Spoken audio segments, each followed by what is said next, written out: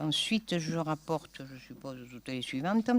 Donc, la 7, il s'agit, malgré la terminologie, parce qu'en fait, on a l'impression de recruter un agent non titulaire pour faire face à la vacance d'emploi. En fait, on renouvelle un contractuel qu'on avait pour 1 an, et donc on le renouvelle d'1 an. C'est le poste, il existe, il vit, et ça sera la continuité avec la même personne. Voilà. Donc, qui est pour? Qui est contre? Qui s'abstient? Alors, je peux peut-être dire le domaine de la personne, non? Parce qu'en fait, le domaine, c'est la sécurité des bâtiments. Alors, donc, je pense que c'est plus qu'important. Bon, vous pouvez voter contre, ça, c'est votre droit, mais enfin, c'est des activités qu'on ne peut pas ne pas faire. Alors là, je vais vous expliquer, parce qu'on a voté, mais vous parlez. On vote contre, en fait, parce que cette personne est prise au 12e échelon, c'est-à-dire comme si ça faisait 26 ans qu'il avait d'ancienneté, alors que ça fait 2 ans qu'il est dans la mairie. Voilà pourquoi. Je sais que vous voyez qu'il est pris à ce truc-là. C'est pour ça. Qui vous dit qu'il est à ce échelon? C'est écrit dans la délibération. Oui, mais de toute façon, compte tenu du sujet, on ne prend pas, j'allais dire, le premier passant qui passe, parce que bon, c'est un sujet où il faut qu'on ait quelqu'un de diplômé dans le domaine, ce qui est relativement rare, parce qu'au bout du compte, c'est principalement les collectivités qui utilisent ce type de personnel, parce que les ERP, c'est nous qui devons statuer là-dessus. Bon, très bien. Donc, en fin de compte, tu as noté? Tu as pu noter, parce qu'au bout du compte, on va en bien, là. Bon, donc, pourquoi j'ai pas... Ah non, à 8, voilà, j'avais tourné, moi, de la suivante. Alors, la 8, c'est, j'allais dire, la même chose, sauf que la personne, vous voyez, il faut qu'on crée, pas un poste, on crée un type de poste, hein, je dirais, ce qui est un peu difficile. Donc, dans le tableau des effectifs que on a eu l'occasion de voir il y a un certain temps, voilà, c'est ça, dans le compte administratif. Et donc, il nous faut en fait créer un technicien paramédical territorial. Alors, un technicien paramédical territorial, c'est en fait là-dedans qu'on range notre diététicienne. Alors, ne me demandez pas pourquoi, mais c'est la loi qui va comme ça. J'allais dire, ça ne veut pas dire que c'est quelqu'un, c'est pas le médecin, ça, hein, voilà, hein, ne confondons pas. Et donc, on reconduit la personne aussi, qui est là actuellement et qui donne entière satisfaction. Voilà. Oui. Je voulais juste savoir la classe. Sur la classe, si on ne l'a pas mentionné, c'est que c'est pas la classe, c'est le grade, non? Mais c'est quoi que vous voulez dire exactement? Parce que la classe, il y a classe normale et classe supérieure, en fait. Alors là, au niveau du salaire, ça fait 10 000 € par an de différence. Non, mais je l'avais vu au bout. Il n'est pas là, Thierry? Non. Ah ben oui, ben voilà, normal. La réponse vient de Merci, merci au public. Voilà. Hein? Il est dans le public. Non, il n'est pas dans le public, il n'y a plus de place là. Alors, il n'est pas dans le public parce que là, il faut que...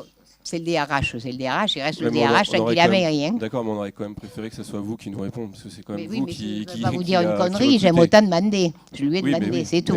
Vous devriez savoir quand même. Il y a quand même je devrais savoir, oui, on a quand même un certain nombre de gens, donc je ne sais pas tout. Et je m'appuie sur les... Il y a 2 recrutements ce soir. C'est tout. Je suis désolée, mais voilà. Bon, donc, qui est pour? Ah non, pardon, attendez, il y a encore une question. Madame le maire, juste avant la question, 2 points de précision. La première, il y a un élément qui nous gêne ou que l'on ne comprend pas, si vous pouvez nous éclairer là-dessus. Il est notifié dans la délibération afin d'en satisfaire les besoins, notamment dans la gestion technique et administrative des menus proposés pour les cantines scolaires. Et un petit peu plus bas, nous avons pour une durée d'1 an sur un grade de technicien paramédical territorial assurant la gestion du patrimoine. Est-ce que vous pouvez nous préciser du coup le lien entre les deux? Ça, c'est une bêtise, ça. Vous avez raison, on va enlever le assurant la gestion du patrimoine, parce que justement, le technicien paramédical, c'est pas ce qu'il fait. Hein. Mais bon, d'autres techniciens... on vous alerte, il faut repasser la délibération. Hein. Sinon, elle ne peut pas être validée au contrôle de légalité. Il va falloir repasser la délibération. Mais on va la corriger. Si on est tous d'accord, on peut la présenter corrigée.